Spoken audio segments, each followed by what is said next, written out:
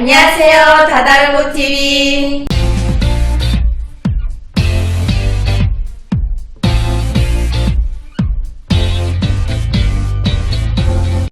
안녕하세요, 다다르고TV 공보은입니다. 오늘도 여러분과 함께 다양한 직업과 직무에 대해서 설명을 하고 있는데요. 오늘 몽골에서 오신 선생님을 모시고 한번 이야기를 나눠보도록 하겠습니다. 안녕하세요. 안녕하세요. 저는 한국에 온 지 15년 된 몽골 출신 배현아라고 합니다. 반갑습니다. 네, 반갑습니다. 병원 일을 시작한 지 8년 정도 되고, 처음에 시작할 때는 이제 성형외과에서 시작했습니다. 현재 키 크는 수술하는 정형외과에서 일을 하고 있습니다. 지금 개원한 지 얼마 안 된 병원이어서 병원 홍보 그리고 마케팅 위주로 업무를 많이 하고 있습니다. 아, 네. 그러면 지금 하고 계시는 일이 정확히 병원 코디네이터 맞으실까요? 병원 코디네이터라는 직업이 참 보기 넓습니다. 제가 어떤 이제 성형외과에서는 성형 위주로 눈, 코, 입, 턱 이렇게 예뻐지려고 하는 환자분들이 많이 오는 거기 때문에 그 분야가 제한되어 있어요. 근데 대학병원 같은 경우는 의료 분야를 구분하지 않고 오늘은 안과, 내일은 정형외과, 내일 모레는 암 이렇게 한다든지 그 다양한 의학 지식을 제가 가지고 있어야 돼요. 그럼 현아님께서도 그렇게 관련 전공 공부를 하셨었어요? 네네네. 저는 병원 코디네이터 자격증이라는 것이 있습니다. 근데 이거 보면 민간 자격증이 있고 국가에서 보건복지부에서 지정해서 주는 자격증이 있습니다. 저는 민간 자격증을 보유하고 있습니다. 네. 그럼 병원 코디네이터는 구체적으로 어떤 일을 하게 되나요? 네, 이것도 제가 어떤 병원에서 일하느냐에 따라서 제가 이제 하는 업무가 약간씩 달라집니다. 대학병원 같은 경우에는 모든 진짜 말 그대로 병원 코디네이터 일을 해야 한다고 봐야 됩니다. 마케팅 업무도 해야 되고 환자 인계도 해야 되고 직접 동력과 번역 같이 다 겸용해서 다 해야 되는 부분이 있고요. 성형외과는 어떻게 보면 마케팅 하는 분은 따로 있고 또 현장에 나가서 환자 인계하는 분도 따로 있고 그런 식으로 좀 세분화되면서 한다고 보시면 될 것 같아요. 네. 그러면 출근 시간이나 퇴근 시간이 정해져 있나요? 그것도 이제 병원에 따라서 조금씩 달라지게 되나요? 네네. 병원의 그 성격에 따라서 대학병원은 주 5일 정도 근무해야 되고 성형외과 같은 경우는 주말에 이제 토요일 격주로 하는 걸로 알고 있습니다. 저도 그렇게 했었고 네. 지금은 다행히 격주로 하고 있는 것 같은데 제가 8년 전에 일을 했을 때는 매주 네. 출근했었습니다. 네, 토요일 날이 왠지 더 바쁠 것 같아요. 그렇죠? 네. 한국에서 이제 생활 거주하고 있는 외국분들이 많이들 오셔서 이렇게 꾸준하게 관리를 받다 보니까 그날은 좀 저희 입장에서는 좋죠. 이제 수익이 올라가니까. 네. 어떻게 해서 병원 코디네이터가 되셨을까요? 네. 저는 이게 역사가 있어요. 역사가 있어요? 네. 이 질문에 대답하려면 잠깐 설명을 해야 될 것 같은데, 이제 한국에 와서 참 다양하게 많은 일을 했습니다. 그래서 어떤 일을 하셨어요? 네, 대학원 시절에 제가 로봇 관련 회사에서 사무보조 일을 한 적은 있어요. 잡코리아에다가 이제 어떤 일을 할까 하다가 잡코리아에다가 이력서를 넣게 됩니다. 근데 이제 어느 날 저한테 전화가 와서 이제 한번 강남에 있는 성형외과에서 면접 한번 보는 게 어떻겠느냐 해서 그렇게 해서 병원 코디네이터를 시작하게 되었습니다. 그러면 그렇게 온라인 구직 사이트에 올렸는데 네. 직접 연락이 온 거예요? 네네네. 정말 어려운 일인데. 네. 네. 운 좋게 이제 바로 이제 면접 보고 합격하고 이제 바로 다음 주부터인가 바로 이제 일을 시작했고. 이 병원 코디네이터가 되기 위해서 준비해야 하는 자격 조건 같은 게 있을까요? 이제 이거는 과거와 현재라고 나눠볼 수는 있는데요.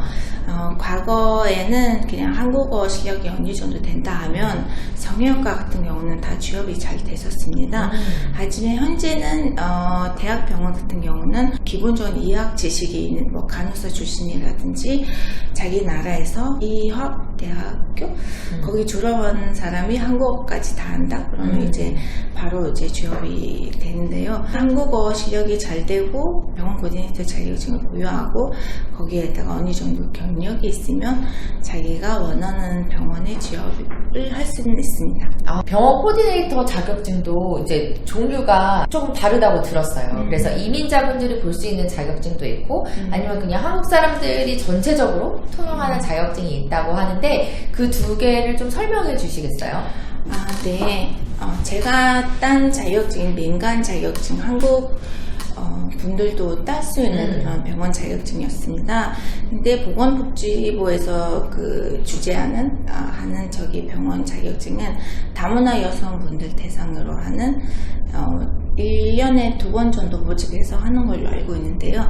그 자격증을 따서 이제 병원 취업해도 되고 아니면 제가 공부했던 민간 자격증이라는 게 한국 분들이랑 똑같이 공부해서 같이 졸업해도 돼요. 만약에 이제 보건복지에서 하는 자격증을 딴다면 아무래도 한국어로도 듣고 뭐 자기 모국어로도 배울 수 있는 장점이 있을 것 같아요. 예를 들어서 엑스레이 촬영을 진행하겠습니다. 이걸 몽골어로 어떻게 말하는지를 정확하게 알려주는.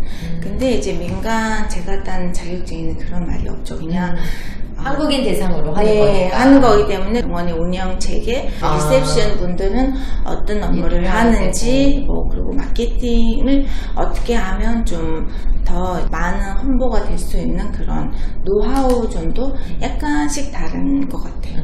그래도 뭐 2개 따도 뭐 상관없습니다. 네, 결혼 이민자분들 대상으로 하는 병원 코디네이터는 그 통번역이 조금 더 많이 강조가 되고 있는 것 같아요. 그렇죠?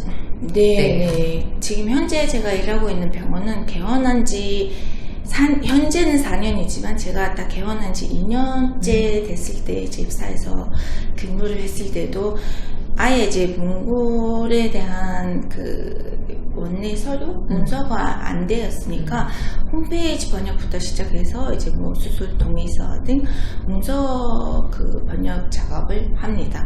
그 작업만 해도 한 8개월 정도 아무리 빨리 해도 네, 그리고 이제 실수를 하면 안 되니까 아무래도 이거는 큰 이제 나중에 의료사고랑 연결이 되는 거기 때문에 그만큼 저도 이제 나의 몽골어로 된 그 문서도 많이 읽고 참고해서 잘 해야 하는 부분이 있습니다. 그러면 자격증을 보기 위해서 공부를 해야 되잖아요. 그러면 그런 교육 과정에는 어떤 것들이 들어있는지 좀 설명해 주시면 좋을 것 같아요.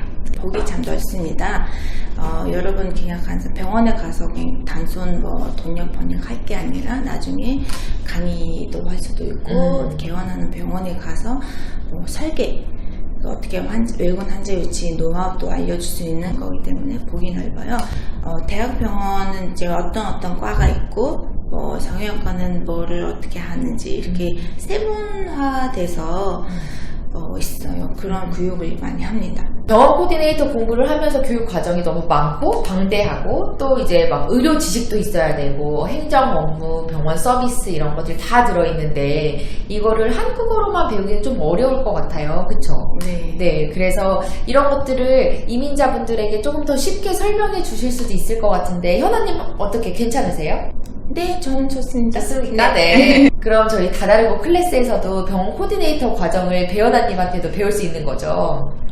네, 기회만 주신다면. 네. 기회가 있습니다. 네. 그래서 우리 배연아님의 병원 코디네이터 과정도 다다르고 클래스에 있으니까 꼭 확인해 주시기 바랍니다. 병원 코디네이터가 되기 위해서 필요한 뭐 자질? 뭐가 있을까요? 본인 자신을 한번 봐야 될 것 같아요. 나를 한번 봐야 돼요? 네, 왜냐하면 이제 그 타고난 그 분산정신 있는 서비스 마인드가 있는 사람이 있고 아니면 약간 좀 내성적이고 부끄러움이 많은 친구들도 있는데 먼저 제가 막 서비스 마인드가 이제 있으면 좋을 것 같아요.